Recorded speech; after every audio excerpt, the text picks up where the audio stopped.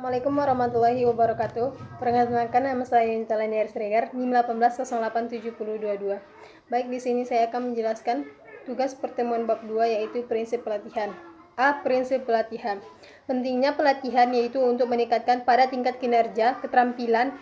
Prinsip-prinsip ini spesifik dan mencerminkan kekhasan dari proses tersebut. Prinsip pelatihan adalah bagian dari keseluruhan konsep dan tidak boleh dipandang sebagai unit yang terisolasi. B. Prinsip partisipasi aktif dalam pelatihan. Partisipasi yang teliti dan aktif dalam pelatihan akan dimaksimalkan jika pelatih secara berkala, tetapi secara konsisten, membahas kemajuan atletnya dengan membandingkan kinerjanya, kemampuan dengan perasaan subjektif berupa kecepatan, kehalusan, dan kemudahan dalam melakukan keterampilan, persepsi yang kuat dan santai. Ritter 1981 mengemukakan bahwa aturan berikut dapat diturunkan dari prinsip-prinsip tersebut, yaitu 1. Pelatih harus menguraikan tujuan pelatihan bersama-sama dengan atletnya. 2. Pelatih harus secara aktif berpartisipasi dalam perencanaan pelatihan jangka panjang maupun jangka program pendek, serta menganalisisnya. 3. Atlet harus secara berkala menetapkan dan lulus tes dan standar. 4. Atlet harus melakukan tugas individu atau individu sesi pelatihan tanpa pengawasan seorang pelatih. C. Prinsip membangun multilateral. Perlunya membangun multilateral tampaknya merupakan persyaratan yang penting di sebagian besar bidang pendidikan dan upaya manusia. Sangat penting bagi pelatih untuk menolak godaan untuk mengembangkan program pelatihan yang mengarah ke spesialisasi yang sempit. Prinsip khusus. Spesialisasi merupakan elemen utama. Spesialisasi bukan proses sepihak melainkan kompleks yang didasarkan atas dasar yang kuat pengembangan multilateral. Dari pembelajaran pelatihan, pertama, seorang pemula untuk penguasaannya oleh atlet dewasa, total volume pelatihan, dan porsi latihan khusus semakin meningkat secara terus-menerus atau berjangka. Ozolin 1971 mengemukakan bahwa saran pelatihan atau lebih khusus tindakan motorik yang digunakan untuk memperoleh efek pelatihan harus dari dua sifat, yaitu 1. Latihan dari olahraga khusus. 2. Latihan digunakan untuk mengembangkan kemampuan biomotorik oleh seorang atletnya. B. Prinsip-prinsip individualisasi. Individualisasi dalam pelatihan adalah salah satu persyaratan utama kontemporer pelatihan, dan itu mengacu pada ide masing-masing atlet. Terlepas dari tingkat kinerja, diperlakukan secara individual sesuai dengan kemampuan, potensi, dengan karakteristik pembelajarannya, dan kekhususan olahraga atau cabangnya. Dalam opsi Ritter 1982, efektivitas pelatihan dalam pelatihan dapat dimaksimalkan jika dengan memperhatikan hal-hal berikut, yaitu 1.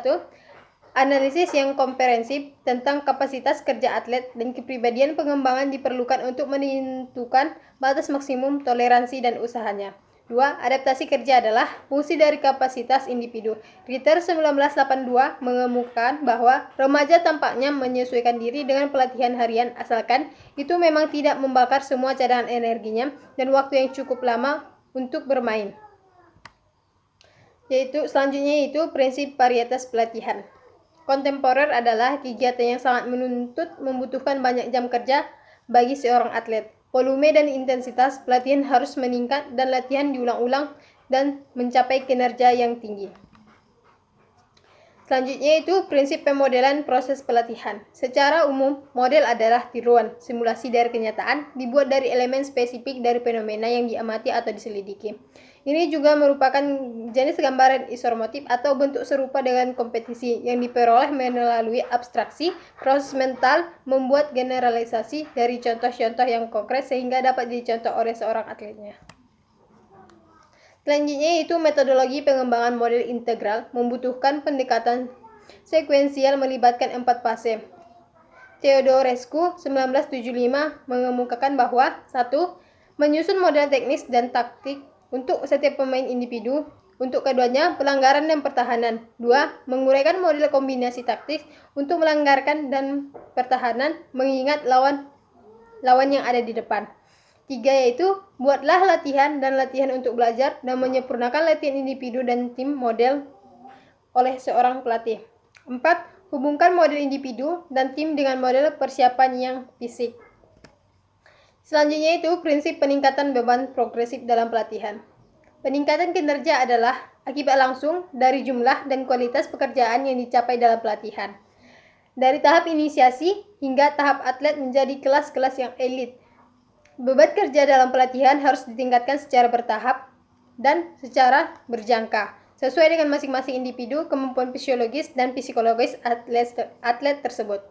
Prinsip peningkatan beban bertahap membentuk dasar untuk perencanaan pelatihan atletik dari siklus mikro ke siklus olimpiade dan harus diikuti oleh semua tingkat kinerja atlet tersebut.